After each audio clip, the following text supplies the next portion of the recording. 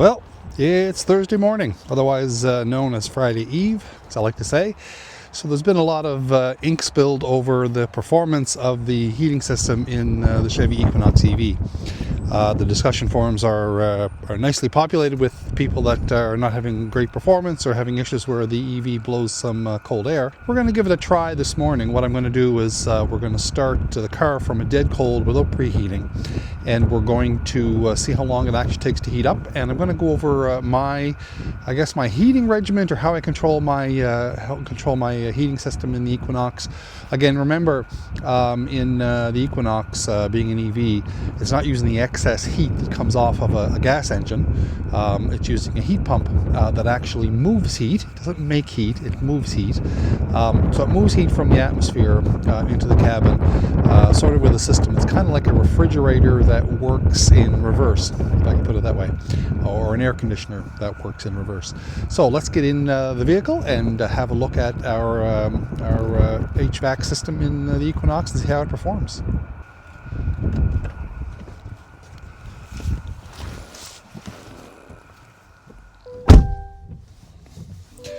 So here we are, it's dead cold, and I'm going to just start my timer on my watch, and we're going to see how long this actually takes.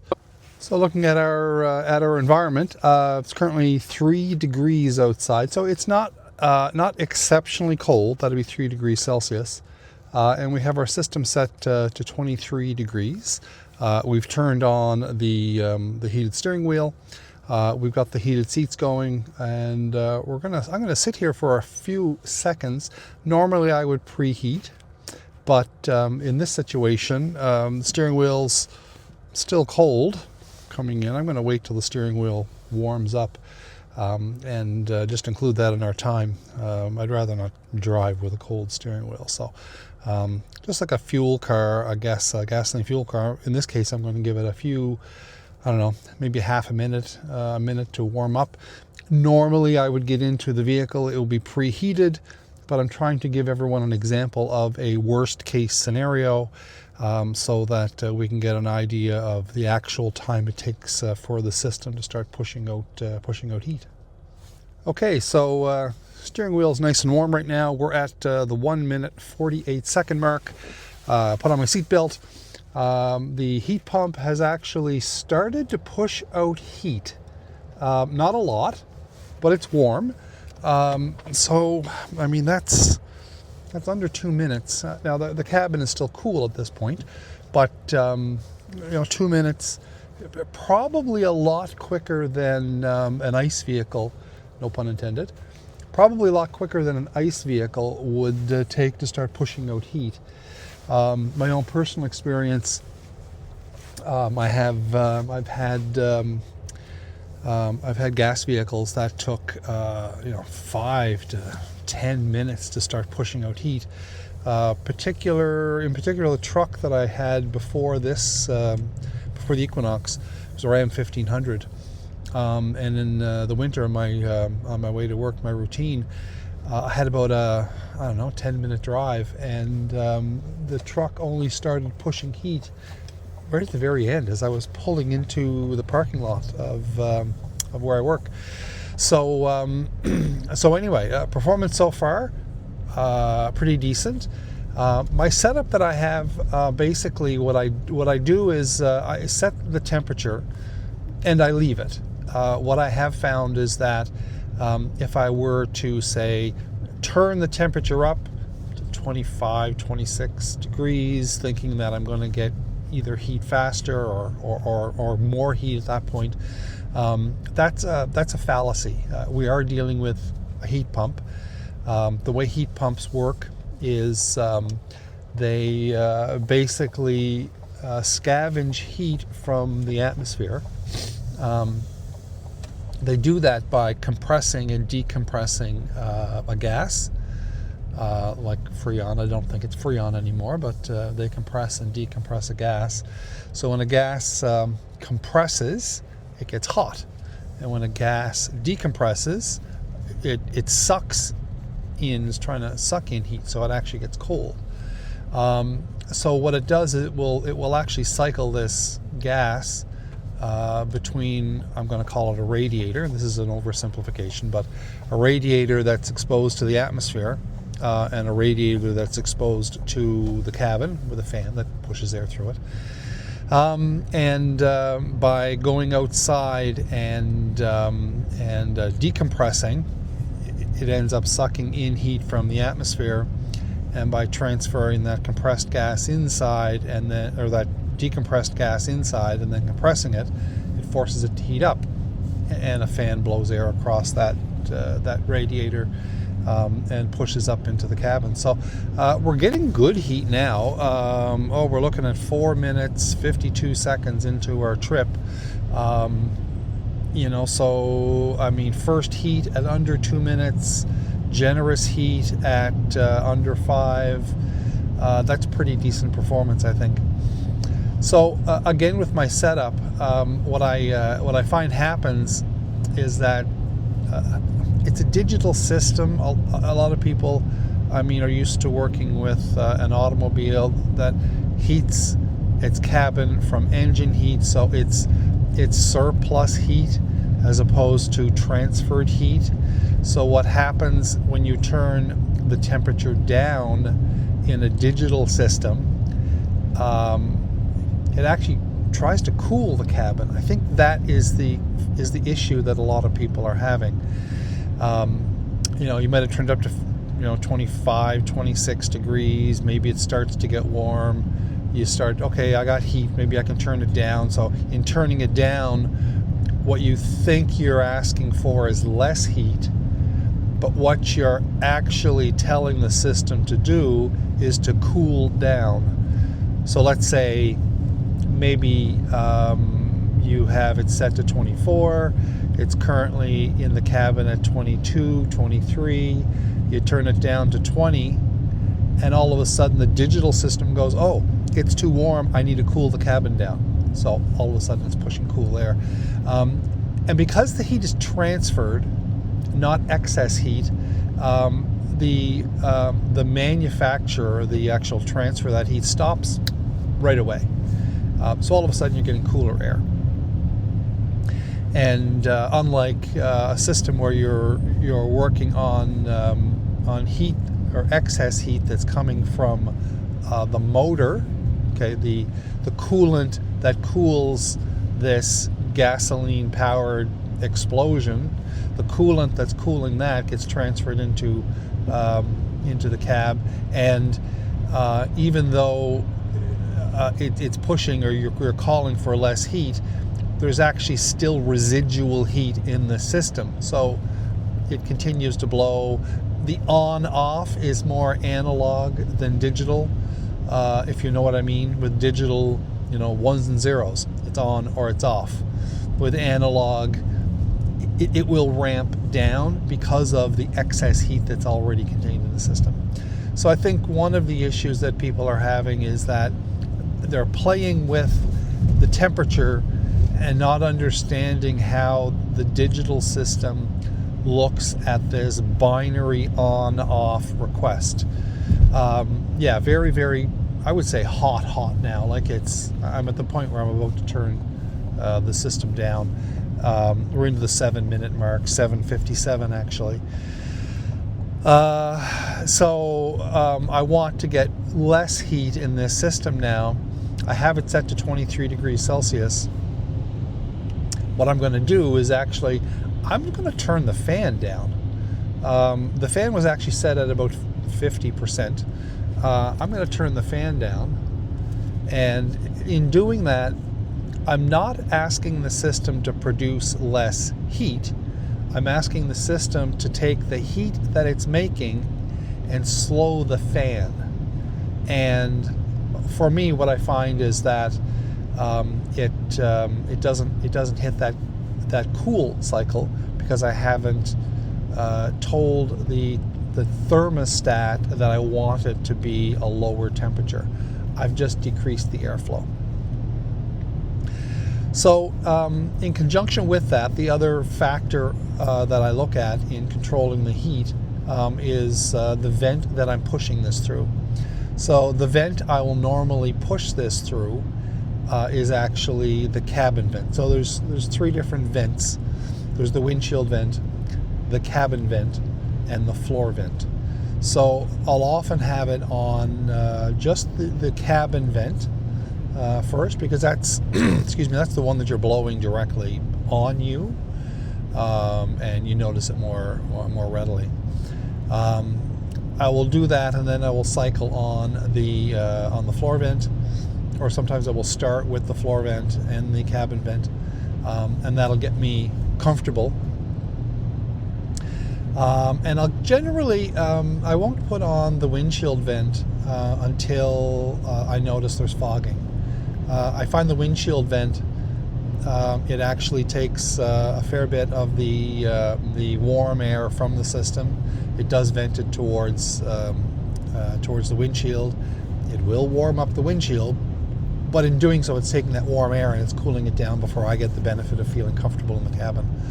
So I won't turn on the windshield vent until I need it effectively, and that would be primarily a result of either having to thaw ice on the windshield, or get rid of fogging that's accumulated on the windshield on the inside.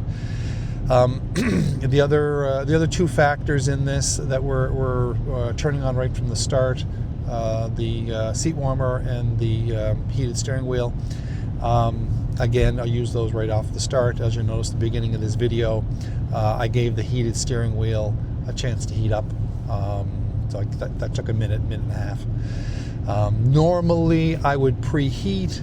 That would be part of my routine, but in this case I wanted to start from a dead cold just to come up with some empirical numbers. Now, for a short drive around town, let's say if you're in a 10-minute or 15-minute drive, you're getting heat at about 2 minutes, and everything is more than comfortable by the time you get to the 10-minute mark or 15-minute mark, where you're probably going to exit the vehicle.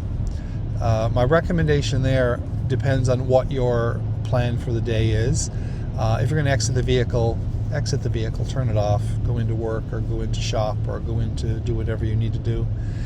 But if you're running into an establishment or to an office or something for only a minute or so, what I'll do is I won't actually turn the vehicle off. There's an option on the dash for the Equinox to basically leave the vehicle's heating system, radio, entertainment, leave those on for 60 minutes. It gives you an option to leave it on for 60 minutes. So rather than turn the vehicle off, which would start the cycle again, because again, we're not dealing with excess heat that's coming off of a iron or aluminum block engine with a cooling system that with coolant that's already up to temperature and will take time to degrade. We're dealing with a heat pump. When the heat pump stops transferring heat between regions, it stops. The system has to spool up again when you start. So we go through that period of rewarming the system fresh and new each time. Well, if I'm only running in to grab something at a corner store or drop something off, or even if I'm running into Walmart for 10 minutes to pick something up, I'll leave the vehicle on if it's cold. Typically, it's actually more energy efficient to leave the vehicle on, because with a heat pump system, there's a spool up process. It actually burns, I can't say most of its energy, but it burns a lot of energy in the original commissioning of the system, where it's got to set the pressures up, and it's got to pressurize one side of the system.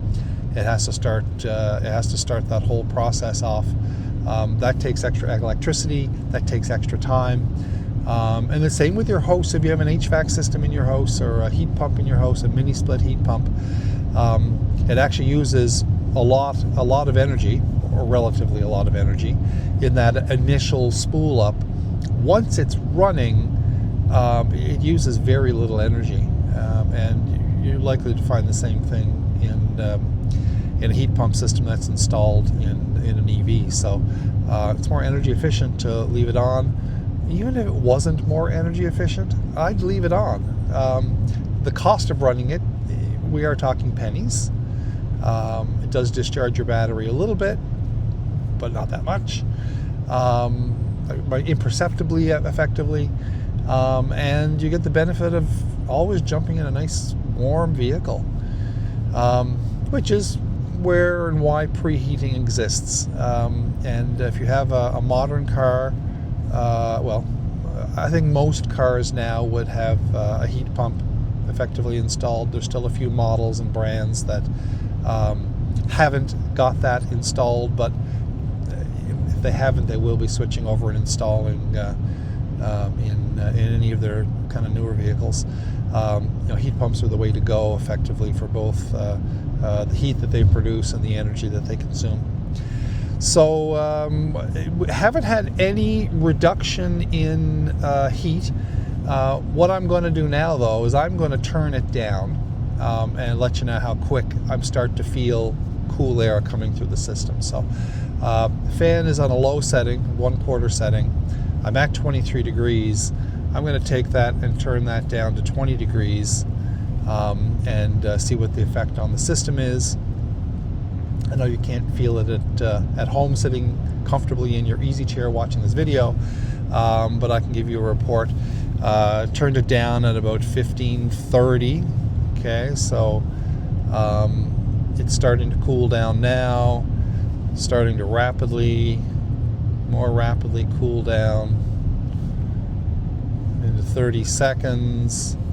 Yeah, I'm losing the bulk of my heat, and I'm going to turn the fan up just to sort of accelerate this process.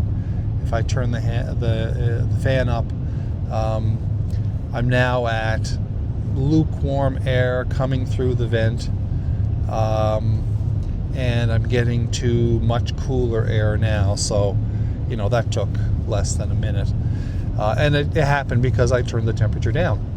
Now, the other feature of an air heating system is that it moving air feels cooler than it actually is. So again, getting back to some people's complaints about their HVAC system blowing cold air at them, the definition of cold matters. If you have air that's at 7, 8, 9 degrees, you might be moderately comfortable at 7, 8, 9 degrees, maybe not warm. But if you start moving that 7, 8, 9 degree air around, it feels a lot cooler. Effectively, it's sort of like the wind chill report that you get on the news, where it might be 3 or 4 degrees Celsius out, but it feels like -4 or feels like -6, depending on how fast that air is moving. I kind of hoped to do this on a colder day, but just with my schedule and the drive I have to make this morning, it worked out that I'm doing it at around the freezing point, really. On a colder day, -7, -10, which is about the maximum that I get where I live. -7, -10. It does take a little longer. I feel the cold in the cabin a little bit more when I first get in, or if I would get in without preheating, you would feel the cold in the cabin. Today's minute and a half warm up, can I say that is what you should expect every time? No, not necessarily. But my experience so far that it might take a little longer, another 30 seconds, but really not much more than that. And the ramp up might be a little longer if it's exceptionally cold. But I haven't hit a system or haven't hit a point where I was scrambling for the knob, trying to turn up heat frantically, feeling cold. I did do that a couple of times when I first bought the vehicle, before I learned that turning the vehicle's temperature down only results in giving me a blast of cold air more quickly. So I learned to leave the temperature alone and to play more with the fan speed. The auto setting, don't use it for heating. The auto setting that's in the HVAC controls for the Equinox, I think a lot of the problems that people are having are actually related to leaving it in auto for heating. I found myself when I do use that setting, or when I was using that setting when I first got the vehicle, that it was a bit haphazard. It would blow colder air at me. I believe that what I've discovered is that the auto setting is really actually more meant for air conditioning. It's not as reliable for heating. Whatever magical programming is put into that, or whatever genies or pixies are in there that are pushing buttons and throwing knobs and stuff, it's really not appropriate for the heating side of things. So don't use auto, use that for air conditioning. Stay with manual temperature and fan controls. So another tip that I've received in order to keep the windshield free from fogging is to take the visor, the sun visor, and turn that down and forward in order to create an air pocket between the window and the visor. Apparently putting that visor out like that creates that air pocket that keeps the heat from just rising up and over and off of the windscreen. So it helps up to heat up the windscreen either a little faster or keep it more clear of fogging. I do find the Equinox windscreen does fog up fairly easily. I think that's more due to the vent design. It's got one of these central vents in the middle that's only not very wide. So that's our report on the Equinox HVAC system. Just about my destination. If you have any questions that you have, please leave them in the comments. Whole pile of buttons down there, liking, subscribing. Please feel free to hit a like and hit a subscribe. I'm getting some good comments and some good traction on my channel lately, and I appreciate it. I'm doing this well because I'm enjoying it, but also because I think I'm helping some of you guys out there, guys and girls out there, that either may be looking at an EV system or are working to understand how their EV operates. So leave a like, leave a subscribe. We'll catch you with the next video. Okay, I was just editing this video and I thought I should throw in a little postscript. I'm not trying to convince somebody that if they feel cold that they're not actually cold. Obviously, if you're not comfortable, if you're colder than you'd like to be, I mean that's a real thing. I'm just trying to give some people some tactics and some understanding of the system so they can get it to work effectively for themselves. Something about a heat pump system, whether it's in your car or it's in your house. It's a technology. It operates differently. It's got benefits and it's got negative aspects as well. So when I was younger, we had a wood stove in the basement. You could not beat the heat that would come off of a wood stove. It was absolutely luscious. But I spent my youth chopping wood, cutting kindling, hauling wood, stacking wood, building a fire. It had a cost. You can say the same thing about a vehicle. The heat, the excess heat that a gas car basically throws off. It's an inefficient system. Gas cars are about 35% efficient. The other 65% gets thrown off into the atmosphere and into heating your cabin. So that inefficiency in the gas system makes it a wonderful device for heating the cab. But it's got a cost. You're burning the gasoline, you're burning money basically to make that heat easily accessible. Heat pumps are more energy efficient and they're made to save money. They're made to be an efficient way of moving heat around.